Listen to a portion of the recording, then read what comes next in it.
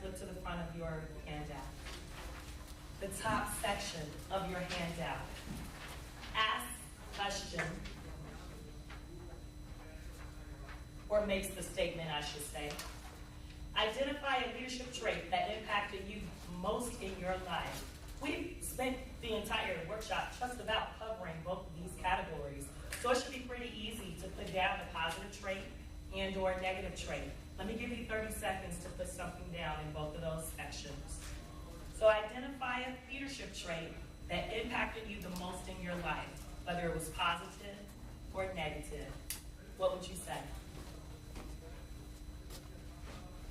Robbie? Oh, I saw you raising your hand. I know you were thinking, you're kind of thinking out loud. Yeah, go ahead and share it.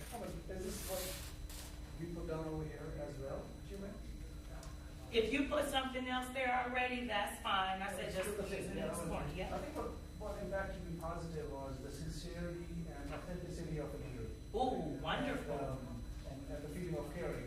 Because I think leadership is more about connecting to people for their good than me as being a leader. If I'm a leader. And the flip side, the negative aspect was oftentimes we have corporate leaders as well as leaders outside who are very alpha, not always a bad thing, but they're self-putting more for their bottom line. And eventually, I think, because this stands more for me as a trait, so it sticks out when somebody is really doing for themselves, and they're in it for themselves only, and that pushes me away from them or the mission itself, even if the mission is good. If somebody is leading it wrong, that's personal experience. I end up having to really tell myself to still stick to the mission, but if you're a bad leader, I end up losing impression. They're like a thorn in your side, aren't they? Yeah, they're like a thorn in your side. I appreciated what you shared for both of them. But you gave us the positive, you gave us authenticity. There was a second trait you mentioned, us caring. You wrapped all of those up in a nice trifold there. And then for that negative trait, being out for themselves, you kept emphasizing that. Being out for themselves, that is something that rubs you the wrong way, which is why you highlighted that for us. So thanks for sharing that, Robbie. Give me your first name. Mara. Marla? Mara. Mara. Laura with an M. There you go. There you go. My biggest thing I find in leadership is not judgment. And Robbie, when you were saying how, what was your name? Gina, when you talked to Gina and you said, you know, you started talking and she didn't put up a wall and you felt, I mean, just that moment when you said that, I was like, that's the sign of a leader. You were listening, and I think I had this big thing about not judgment. The last thing, so I think it's a very important thing to forget as leaders and talking to people.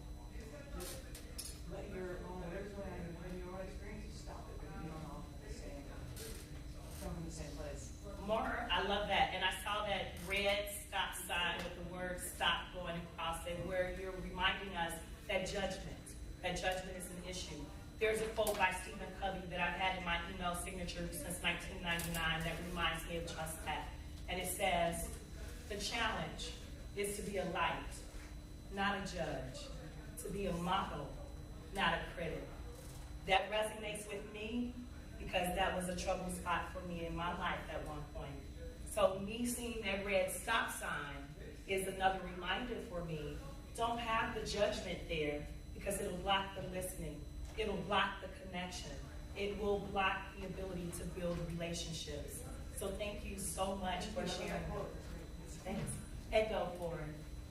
For me, a positive impact from a leader that I've experienced is investment in my development.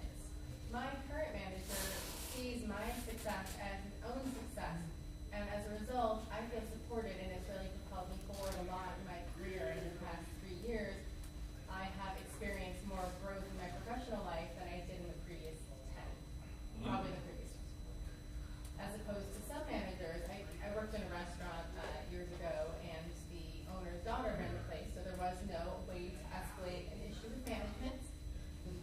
But she felt that kind of power hungriness, and she liked to be cool to people for sport. So she would be mean, and the more I would try to work hard in order to win her over, she just saw it as an open door to try to crush me a little bit more. So it's just, she can manage a restaurant, she can order supplies, and she can write a schedule. They're all managerial tasks that many people can do, but she was not an innate leader, and I think the turnover in her staff would show that pretty easily. And it's Gina, correct? It is. Gina, your example is a great follow-up on what Mindy was saying about being the flagpole. I'm sure if you had known about the flagpole philosophy, then you may have wanted to hit her with it. Yet you were demonstrating exactly what we say with that last S, that final S of modeling leadership. You didn't stay in that environment. You found another environment where you could grow, and you recognize that your personal growth and development is so important. So thank you for adding that to the table. And for everyone who wanted to add something to the table, I thank you for that urge, yet I recognize that we're also getting our signal. Since we're getting our wrap-up signal, let me make certain that I go through and I wrap up for you to make sure you have the building blocks all intact. We started off with our first building block being our S of self, which we also call mastering self. What's the call to action for that? Meditation, get connected to you. When we gave you the O of others, which we nicknamed also building relationships, what did we give you as a call to action for that? Active listening. That's the foundation. That there aren't, or I should say, there are more things you could do for each of these, yet we gave you the foundation, which means we closed out with our last building block, the last S, which we say is service. We nicknamed that one to be show, service, show, modeling leadership. We want you to be the what? The flagpole. Be the flagpole. So we want you to watch your thoughts, your words, and your actions. As a matter of fact, one of our favorite quotes is at the bottom of the page. And it says, watch your thoughts. They become words. Watch your words.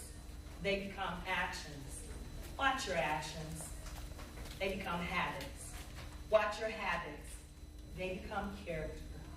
Watch your character, because it what? Becomes your destiny. We want your destiny to be that of a disciplined leader.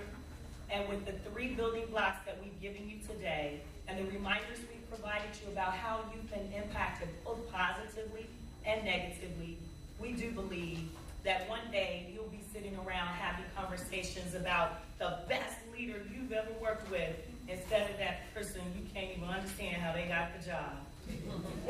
Thank you, Mr. Facilitator.